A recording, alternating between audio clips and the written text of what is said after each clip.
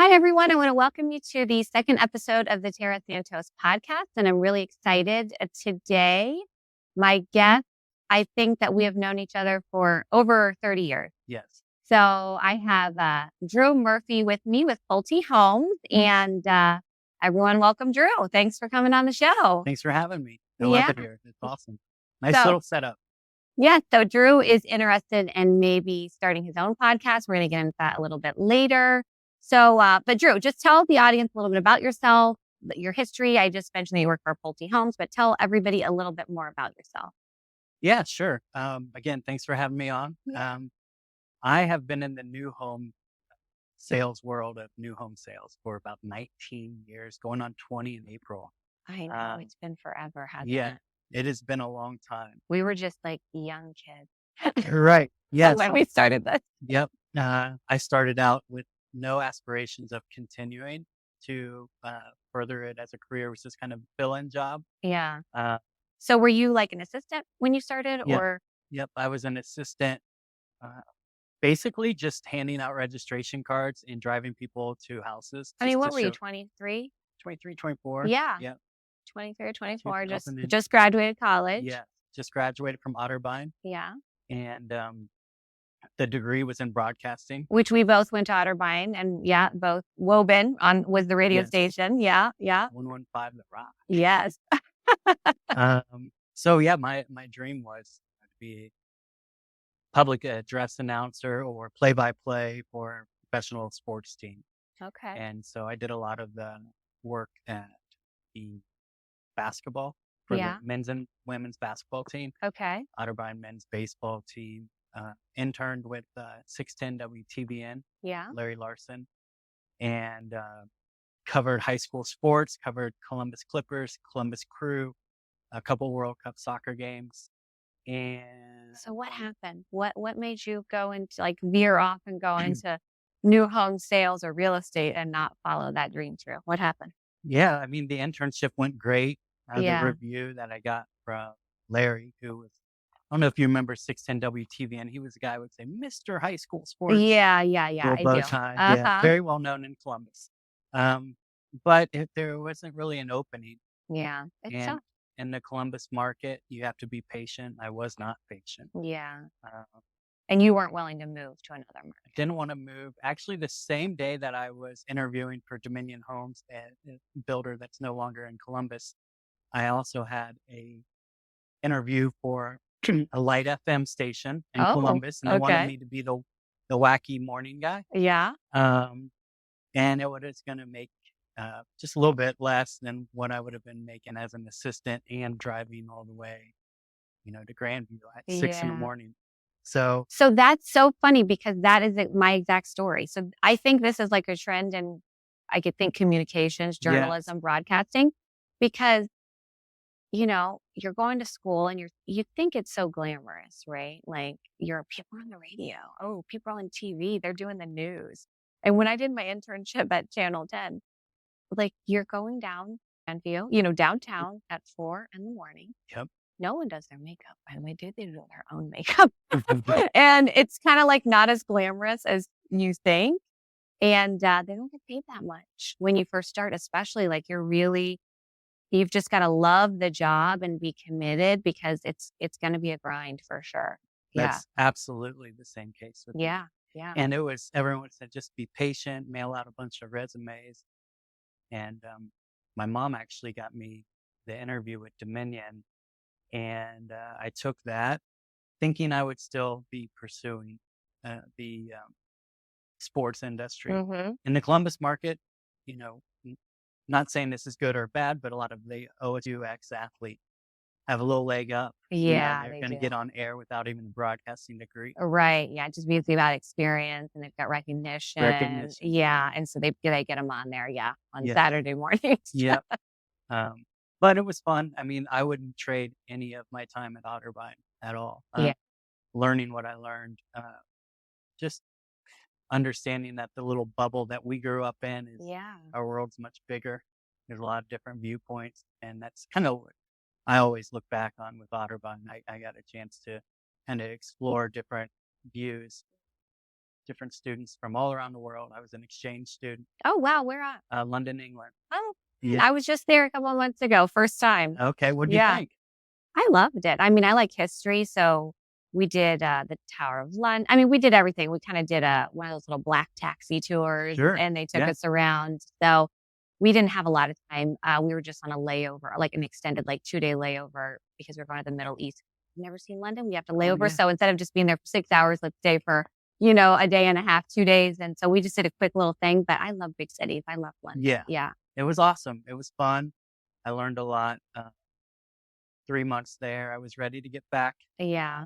but I'll still remember the High State Michigan State game that when High State was really good that year. Oh, Michigan and State you. upset them, Oh, and I'm really? in the library of Roehampton University, Uh-huh. the slowest internet speed ever, and I'm following this whole game because they were undefeated till at the time, and refreshing the internet every 5 minutes and calling back home saying, "Did they really lose?" Like it was like And then that's like what year was that? Like 2000 or 2000? 2000, yeah, right around 2000, or I think 1999. Like Plaxico Burress was on Michigan State, but But still, yeah, internet was very bad. I mean, I don't know yeah, where you were.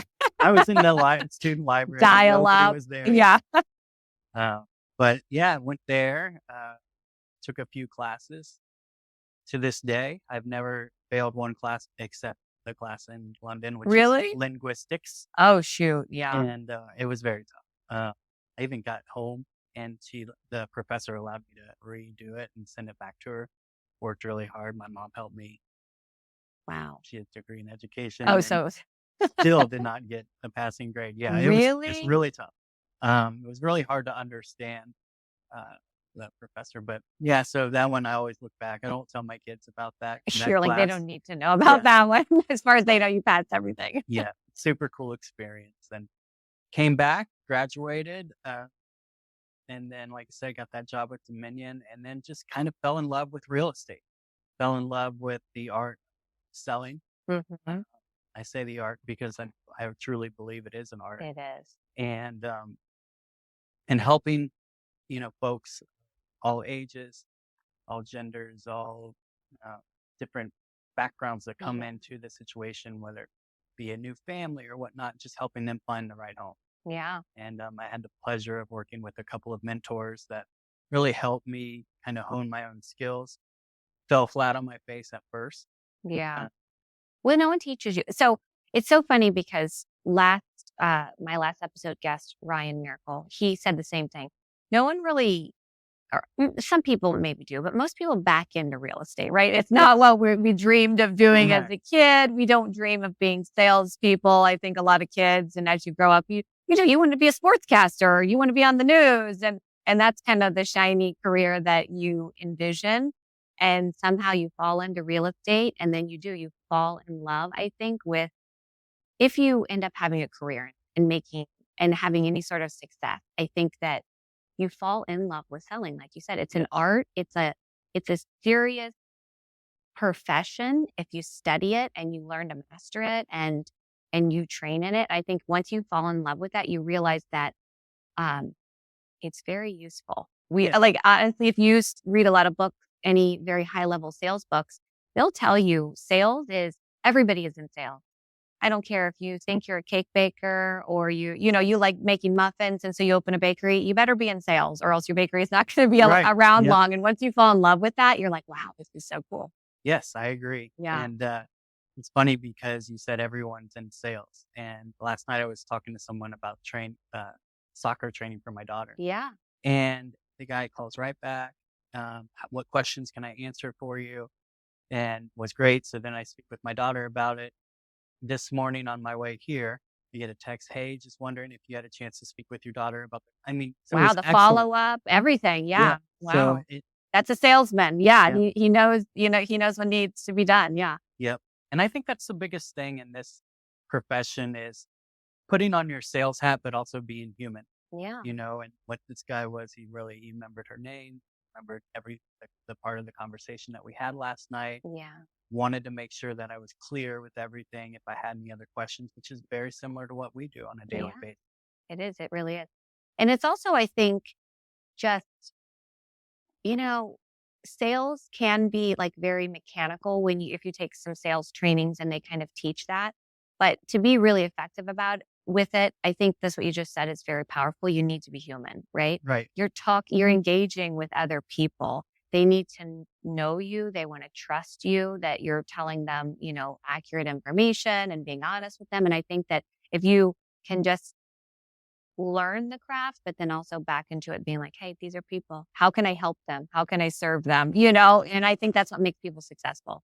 I think you're exactly right, especially when you be working with people and yet still being yourself. Yeah. So there's that fine line of knowing your scripts and Yeah. having it in the back of your head and knowing how to close and having certain techniques, but at the same time, you want to be human about it. And someone walks in and, they're wearing your favorite sports team hat, there right now, you have some breaking ground Yeah. to start off with and Right. build rapport. And I think that's the biggest thing with what we do. It kind of gets confused as a sales job. At the same time, it's helping people find one of the biggest decisions of their life is helping them find their home. It really is. And any successful salesperson knows how to connect with other people. Yeah. And that's honestly why our backgrounds in communication and broadcasting, it really does come in handy. I say that all the time. And I even think I said this on the last episode. If you can learn how to communicate effectively, it really opens up a lot of doors, because almost anything that you engage in it's human interaction, right? Yep. We're just communicating when we're selling. We're communicating when people are trying to buy homes. And I think that those skills definitely come in handy.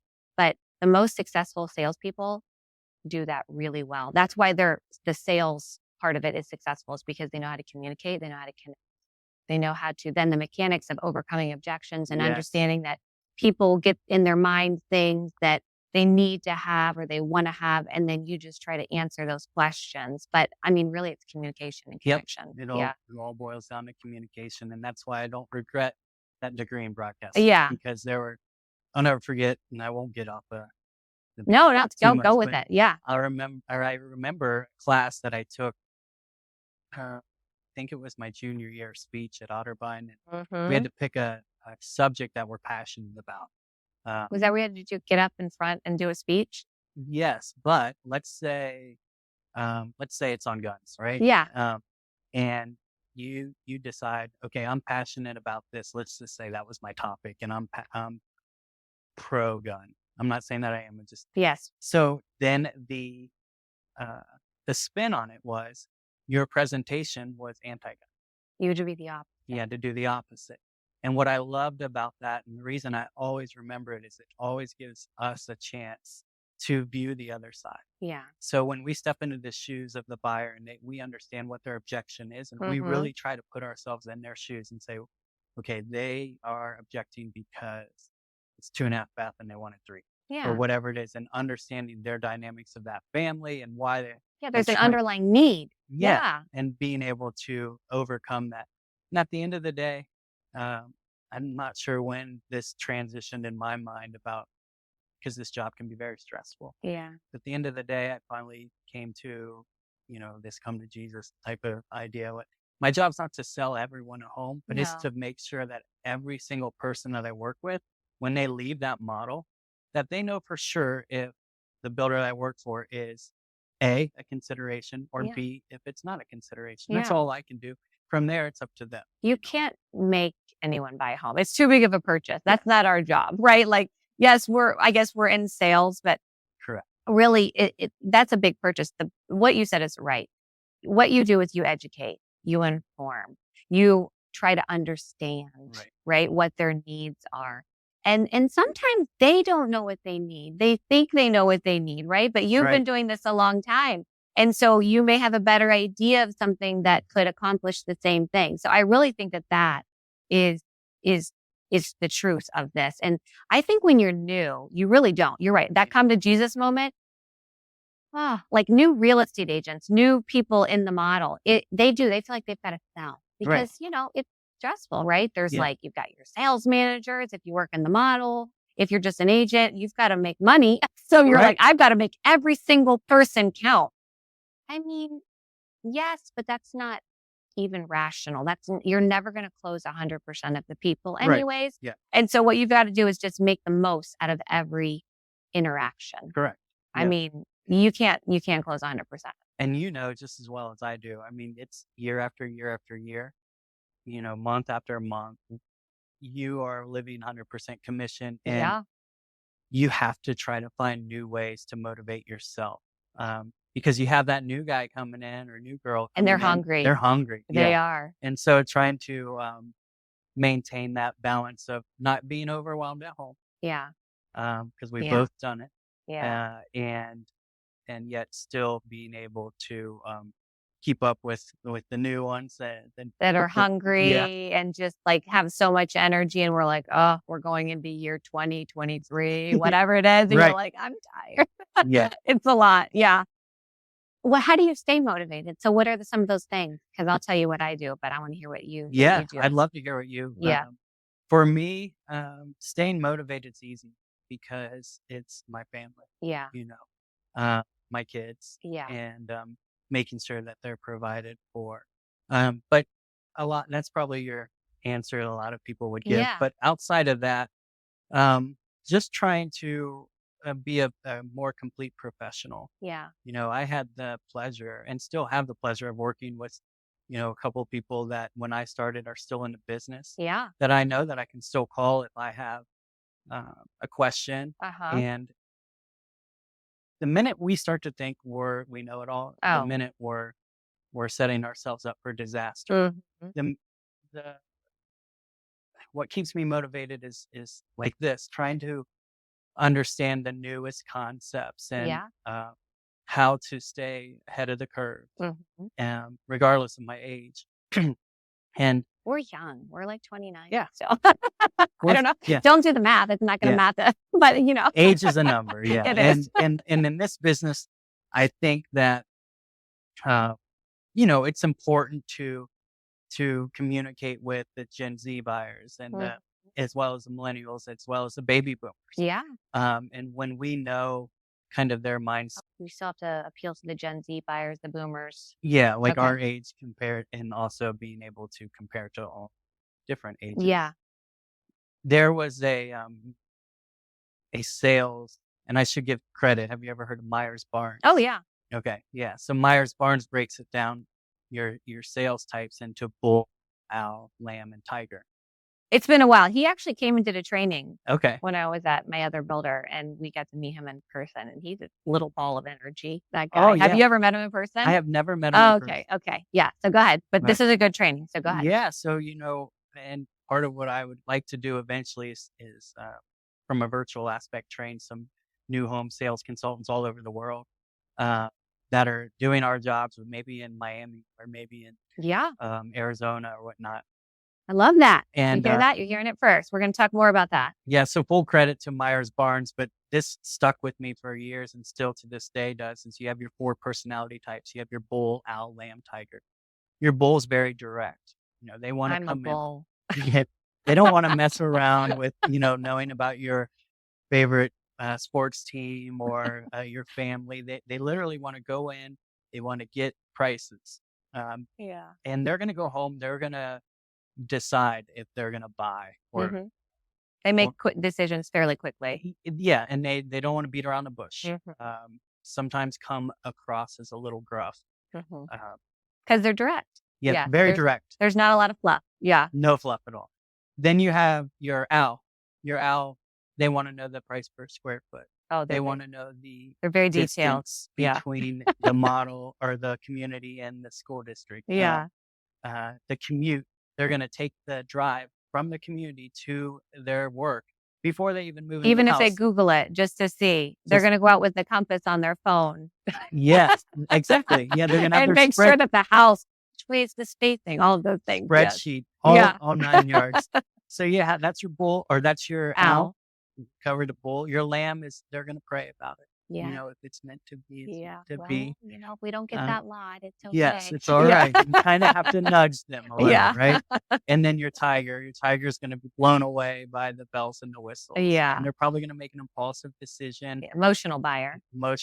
Thank you. And our jobs as sales consultants is to identify that trait right away and try to kind of become a chameleon and adapt mirror them. Yeah. So that's always stuck with me. And you're going to have some types that you relate to better than others, right? Probably the one that's most like you. Yeah. Have you ever, so Myers-Briggs is amazing. Have you ever done any Myers-Briggs personality testing? Did Pulte or did they do that? A couple times. What are you? Oh, I knew you were going to ask me that. I can't remember. So let's start. What are you? I'm a high D, high I. See, I don't remember. So that's like a dominant influencer. I am very direct. Sometimes I have to soften that. And it's just for a lack of efficiency, honestly. I'm just very direct because I'm just like, okay, let's just get to it.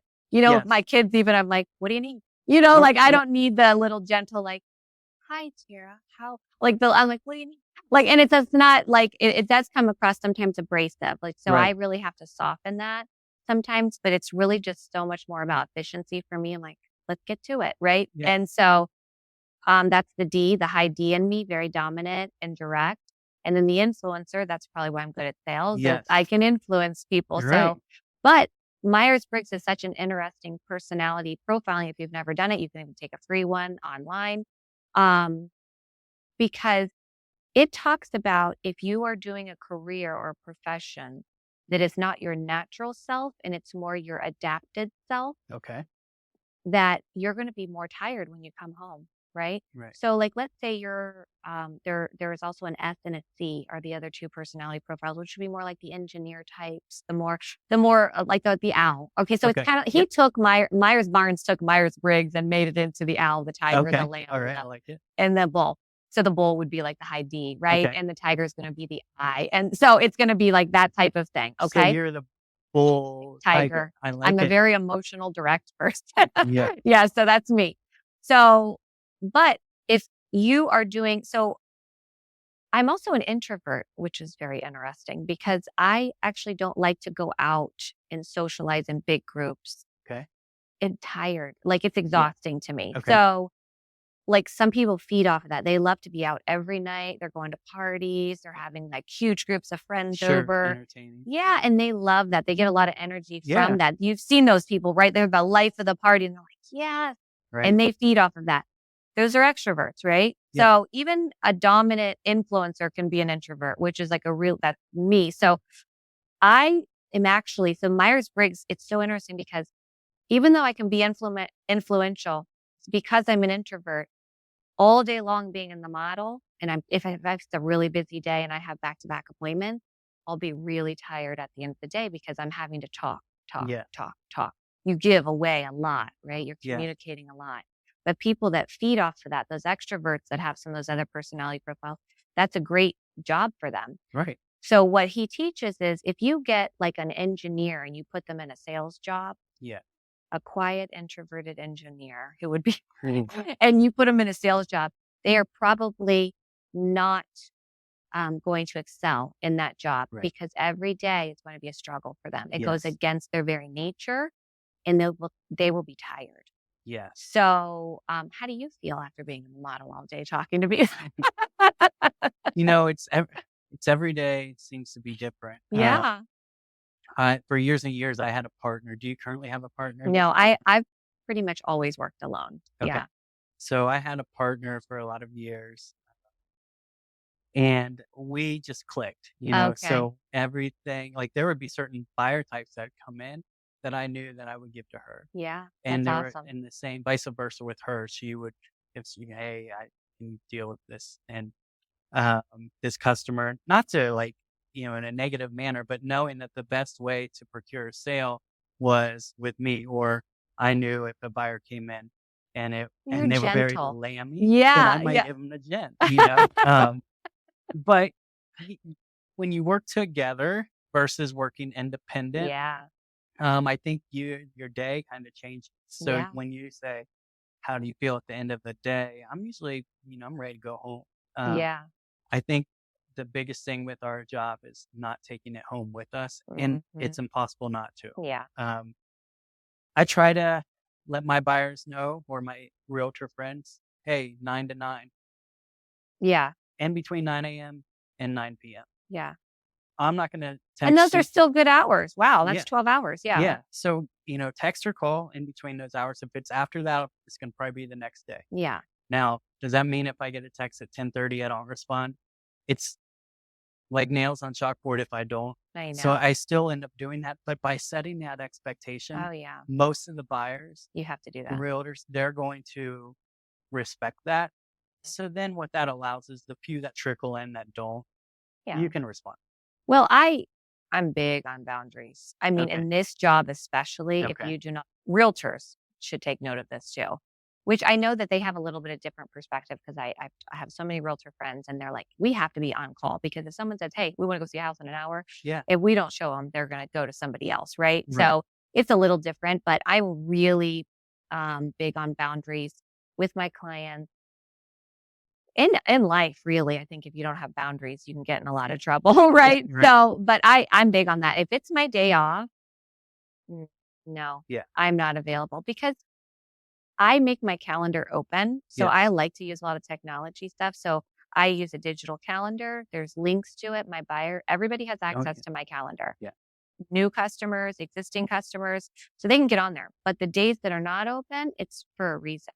And it's because I'm totally booked. And you know what I'm booked with? My family. Yeah. You know, like I Right. have other obligations and I even have other businesses and I have other, we're shooting a podcast today on Right. our day off, right? We're not in the model. Yeah. So Are you off today?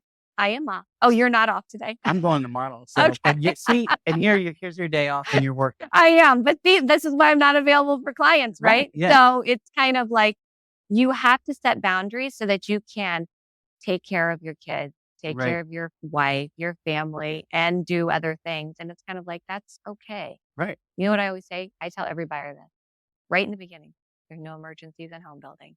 Right. And they're like, what do I you like mean? that. I'm like, we're not saving lives. And I really do it to calm their nerves because I'm like, there's going to be some point during this process where you're going to get some anxiety about something. Yep. Something's going to go Water in wrong. the basement. There's going to, oh God, that's the worst. I tell them, I tell everyone we give you a 30-year dry basement guarantee after closing. Prior to closing, I almost give you 100% guarantee that you will have a wet I love basement. what. So And then what? they're like, what does that mean? I'm like, you don't have your sump pump. You don't have conductor lines. You don't have gutters. I said, water is going to get in there and it's absolutely okay. We're going to power wash it. It's going to be clean. When all that's done, you'll have a dry basement. Until then, I almost guarantee you're going to have a wet basement just to calm their Yeah. nerves. You can set that expectation right up front. Yeah. And it allows them to, if it occurs, for them not to call you at 10:30 at night freaking out. Because you're like, fine. And then the second catch-all is that there's no emergencies in home building. I say like that right up front. I say it again at the pre-construction meeting. And I say, the reason I say that is everything can be fixed. It will be fixed and nothing happens quickly. So even if there's a broken window, even if there's a wet basement, sometimes we're in finish stages and there is a leak in the house, right? Somebody left something on or Yeah. something happened. I understand it seems like an emergency. We're not saving lives. We are going to take care of it. Thank you for letting us know, but it might not happen immediately. You know, so it calms them. So they're Right. like, you do not have to lose sleep over this. We will take care of you. And they just feel like they can like relax. Yep.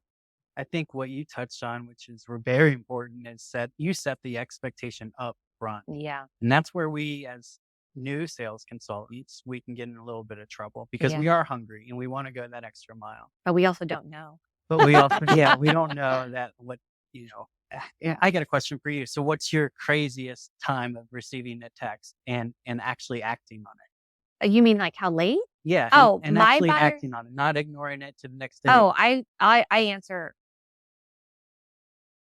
I set a boundary so that they know that if I don't answer, that's not a surprise to them. But I do answer a lot at very late hours or very early hours. But that's just my less late hours because I go to bed pretty early because I also own a gym. So I get up every morning at like 3:30 in the morning. Wow. Every morning. Wow. So buyers will regularly receive responses from me like 4, 5, 6 a.m. My manager at work loves that because he loves to call me by like he'll text at 6:42 a.m. But he knows I'm a very early riser. Yeah. So for me, I will respond early, but then I might go to bed at like o'clock. So anything after 9, like I'm not going to even see, right? Because I'm getting up so early. So, but if I'm up and I see something and I feel like it needs a response, but I'm also internalized that there's no emergency. Yeah. Even when a buyer or a client sends me something, it's not an emergency. Right. And I always set that expectation. I will respond within 24 hours. there's no emergencies, but you may get some responses from me at other times, and then they like that. I almost feel like a bonus when I respond, early in the morning or something. Yeah, I thought, some of us have a crazy story or not before we set that expectation where we did Oh, something and no. it it stands out like a sore thumb for me when I finally decided to make the boundaries Mm-hmm. was I responded to one of my homeowners at 11:37 at night, Yeah. and their smoke alarm was chirping, Yeah. and she was a widow. She Oh. was older, basically held her hand throughout the process, drove there. She's, in her nightgown and, You drove there 11:30 at night? it was midnight by the time I got Oh there. my gosh. But she couldn't sleep, you Yeah. know?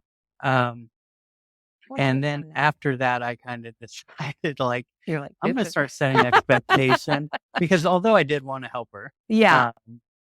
if it was someone that was agile or whatnot, I would Yeah. have been like, "Okay, let's do FaceTime. Let me explain to you what you need to do." Yeah. Um, but yeah, I think that was the latest text I've ever received from someone, 11:37. A lot of my clients are cultural buyers, and so they are working on different time zones Yeah, sometimes. So late text is not unusual, like to receive, but they know that I'm going to respond. But I get texts or emails at 11 o'clock at night all the yeah, time. Yeah. I mean, I think that it's your buyer, it's your client, it's the expectations that you set. And also, it's fine if you want to send me something. It doesn't yeah, mean that I'm going to respond. So that's really good advice for new agents, right? yes. But I wanna talk more about that because I don't wanna miss over that. Sure. Tell me about because in the email when we talked about you coming on the podcast, you talked about maybe wanting to do some sort of, like, new home buying school or something for other reps. So tell me more about your idea or what you're developing or what stages is it in? Is this just kind of like the the developing stages or, where are you with all that? Well, you don't know this yet, but it's probably gonna involve you. But what my thought is there are a lot of sales consultants that I have spoken to at various builders that say they just got thrown into the fire. They do. And a lot of builders do have their training program, but let's face it, there are things that training it's not gonna cover and Mhm. real life situations. So mine was more like a school, um, a virtual school where we could just hop on or myself and just kind of explain certain situations that might happen in our day that in a normal case wouldn't be part of our day, but just occurred. I'm trying to think of an example. Uh, Someone's house that they're building is contingent upon their existing home. Okay. And their existing home is set to close on a certain date. The new home is going to be closing a week later, and then all of a sudden you get a call from them that the existing home fell out of contract, Okay. and they're freaking out. Yeah.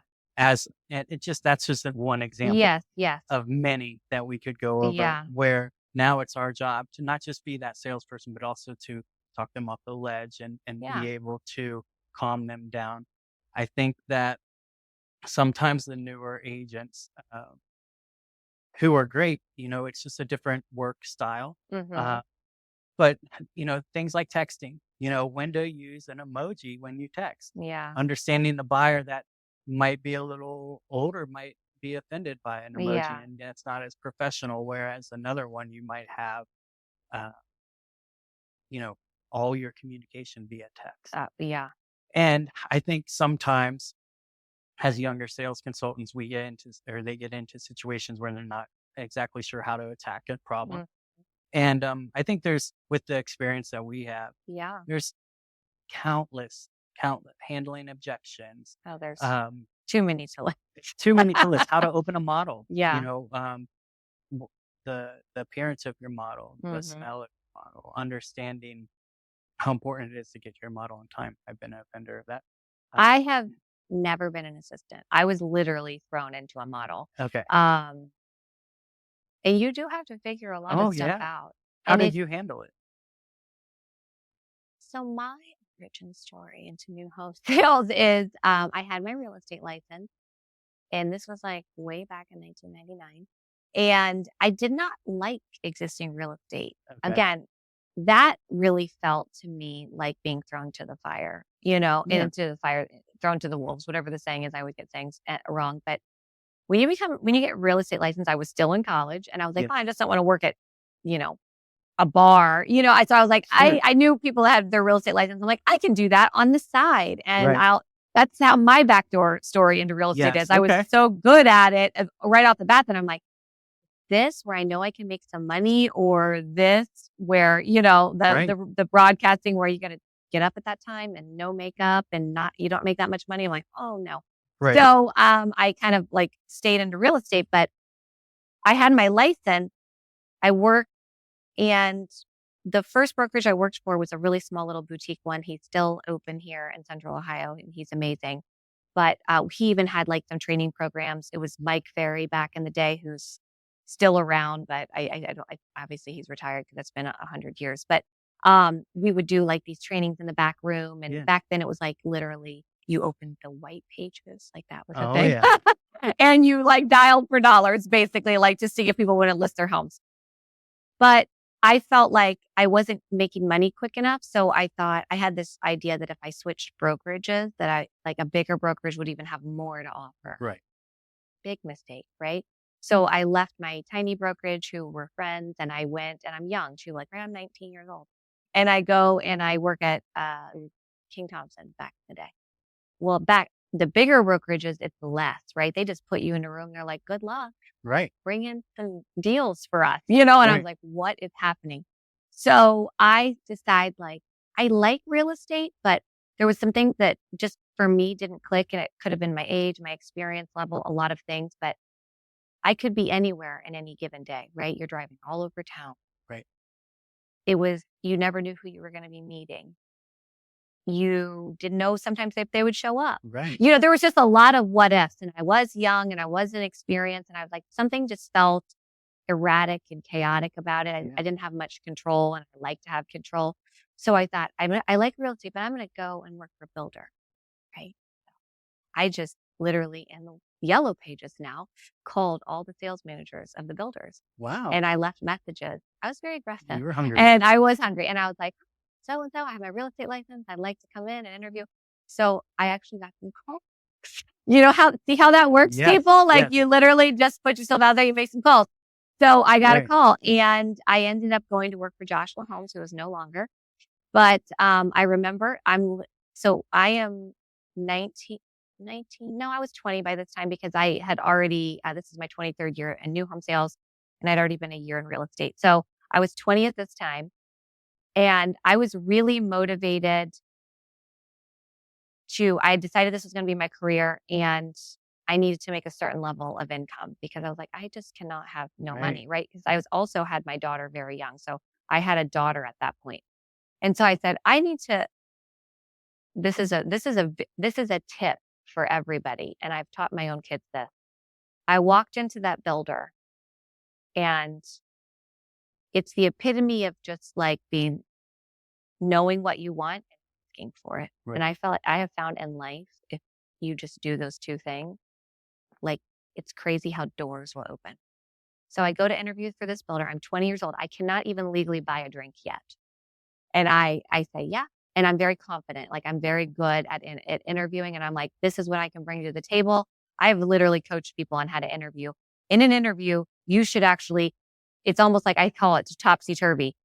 You're interviewing them. They're not interviewing you. You don't even know if you want the job. Right. You need to walk in there with that. You need to, research the company, know about the position, walk in and say, hey, I want to see if it's a great fit for both of us. Sure.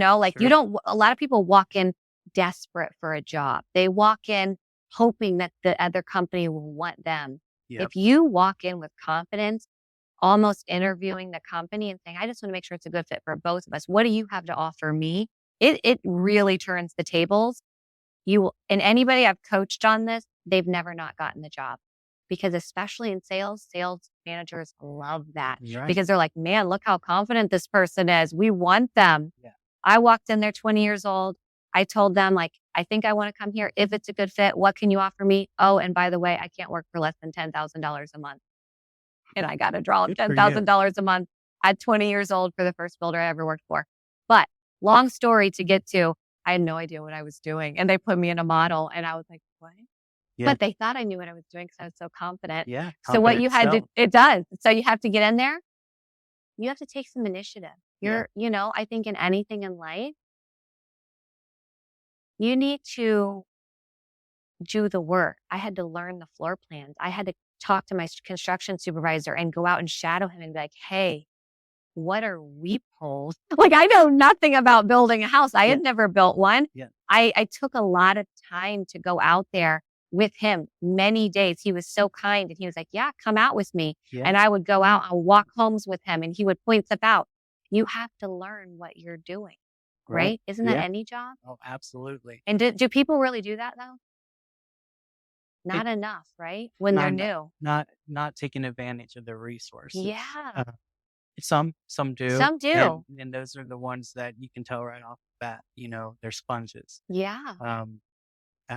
Just curious, what first sale do you remember? I do. Yeah. I was in. You always remember your first. You do. It was so funny because I didn't know how to write a contract. I had Yeah. never. I mean, I'd written a few existing contracts when I had my real estate license that year, but I didn't know the builder contract. And even though I had like read it, I was like, oh my God, I was scared. I was like, probably shaking like a little leaf. Yeah. But it was a couple. And I believe their last name was, if I'm remembering right, I can picture them perfectly, but I'm terrible with names. I think their last names were like the Collins. They were in Pickerington and Mallard Pond. And I remember the floor plan. I can't remember the name of it now because it's been so many years, but I remember it was just kind of like the Georgian kind of salt box type of house. And my manager had to come with me and sit during the contract. And I said, just sit here, but don't tell him it's my first contract. So he came and sat, and his name was Andy Gastineau, and he was a great guy. And at the end of the appointment, I told them, and they're like, we had no idea, Tarah. We would have never known. But yeah, isn't that funny? That's awesome. Yeah. Do you remember your first sale? Oh yeah, I do. And we talked about being hungry. The first day I was supposed to be in the model, it snowed like crazy. Oh, so wow. it was February. And all the models were shut down. And I said, nope, I had prepared for this to be my first day. So I got in my car. I drove all the way to my model. I shoveled in front of my model. Nobody came in the whole day. But I did. I went through a realtor book. Yeah. And I was in Canal Winchester at the time at a Pickerington model, but handling Canal Winchester as well. And I remember going down this list and just starting to call realtors. Yeah. And Mary Lee Bendig, HER in Canal, Groveport was her specialty, but just cold calling. And she said, actually, I think I do have buyers that might be interested in your community. Won't go into all the details. Last name Pierce, although I remember that as well. Messed up on the first contract because of, can't remember what I did wrong. But we had to end up moving to a different lot, probably like a lot fit issue. Yeah, lot fit, yeah. But they canceled 2 times. The third time I wrote them, it stayed in, and then they ended up closing. So it's kind of like I fell on my face once, fell on my face twice. They're both little things that I had to learn. Yeah. The buyers were super cool. The realtor was super cool, and that was my closing. So it was like the hardest first sale ever. But that's where you learn. Yep. And I call those landmines.